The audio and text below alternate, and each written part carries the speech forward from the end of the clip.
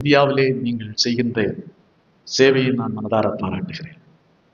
அதே போல எங்களுடைய நாட்டிலேயும் இவ்விதமான சேவை செய்யுங்கள் அப்படி என்று அழைக்கிறார் ஓமன் நாட்டு மன்னர். அப்பொழுது மதர் தெரசா ஒரே ஒரு கோரிக்கையை மாத்திரம் வைத்தார், பணியை செய்கிறேன், அதே நேரத்தில் எனக்கு ஒரு வித்தாலயம் வைப்பதற்கு நீ அனுமதிக்க வேண்டும். மன்னருக்கு கடுமையான கோபம் வந்தது.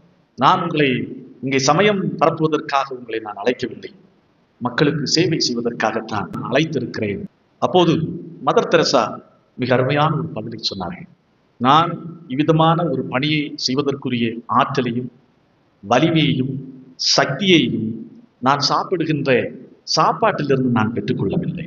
உடலோடும் இரத்தத்தோடும் தன்னை உணவாக கொடுக்கின்ற இயேசு கிறிஸ்துவனுடைய ஆற்றலினாலே தான் நான் இந்த காரியத்தை என்னால் செய்ய முடிகிறது என்று சொன்னார். இதை கேட்ட உடனே மன்னர் சம்மதித்தார்.